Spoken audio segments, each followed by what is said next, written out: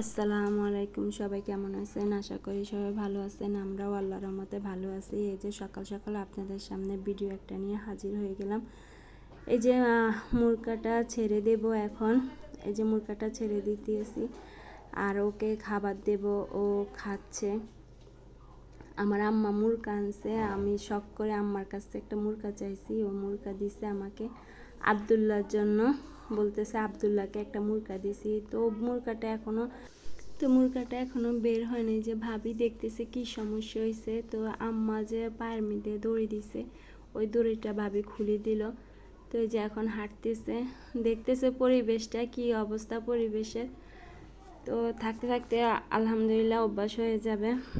তো সবাই দোয়া করবেন আবদুল্লার জন্য। আবদুল্লার অবস্থা তেমন বেশি ভালো না, ও জ্বরটা কমছে কিন্তু ঠান্ডাটা কমে নাই। তারপরে এই যে আমি ঝাড়ু দিয়ে নিলাম, পরিষ্কার করে নিলাম সব কিছু। তারপরে সকাল সকাল উঠে আগে সব কিছু ঝাড়ু দিয়ে নিতে হয়, ঘর পরিষ্কার করে নিতে হয়। এই যে আমি ভাজি বসাই দিব রুটির জন্য, রুটি খাবার জন্য যে ভাজিটা বসিয়ে দিব। ভাবি রুটি বানাইতে আছে, আবদুল্লাহ শুয়ে রয়েছে, ওকে কোলে নিতে চেষ্টা করতেছি কিন্তু ও কোলে আসে না।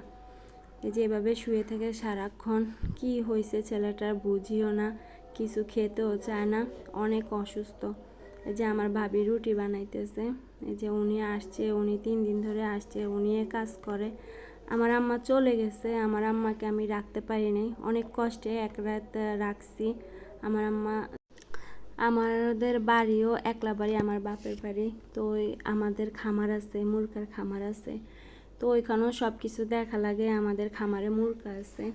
তো আম্মা চলে গেছে আর বাবাও ফোন দেয় চলে যাওয়ার জন্য। তো আসছিল, আবদুল্লাহকে দেখতে আসছে, আমার ভাবি আসছে, আমার ভাইয়ের মেয়ে আসছে, আমার আম্মা আসছে, সবাই দেখে গেছে আবদুল্লাহকে। এখন আবদুল্লাহ মোটামুটি আছে, তেমন ভালো নাই। এই যে আবদুল্লাহকে খাওয়াতে বসলাম, নাস্তা খাওয়াতে বসলাম, কিন্তু আবদুল্লাহ কোনোভাবেই খাচ্ছে না। আমি আর আমার ভাবি খেয়ে নিলাম। এই যে আমি মুরগার মাংসটা রান্না করে দেব, আর আমার ভাবি সব কিছু আমাকে রেডি করে দিছে।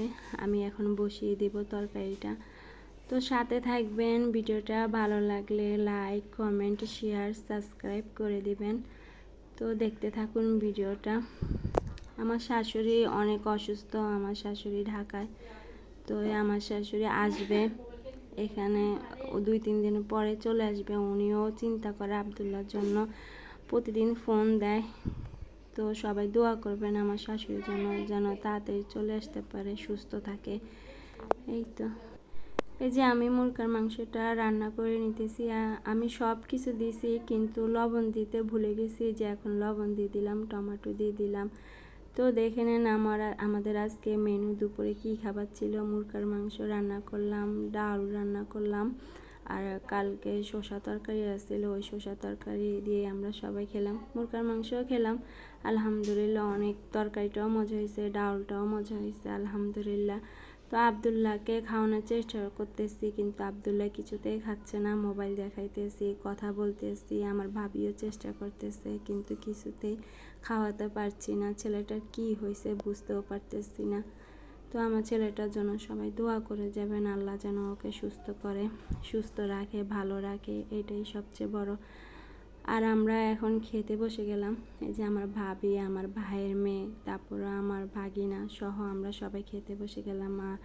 আবদুল্লার বাবা আগে খাইছে, উনি খেয়ে চলে গেছে, কারণ আজকে বাজারের দিন, শনিবার, তো আমাদের আজকে বাজার। তো উনি চলে গেছে। তো আবদুল্লার বাবারও শরীর বেশি ভালো না, সবাই দোয়া করে যাবেন। এই যে আমার ভাবি, আমার ভাইয়ের মেয়েকে বলতেছি আল্লাহ হাফেজ বলো, এই যে আল্লাহ হাফেজ বলে দিল। তো সবাই দোয়া করবেন আমার ভাইয়ের মেয়ের জন্য। এই যে আমার ভাবিও খাচ্ছে, আমিও খাবো।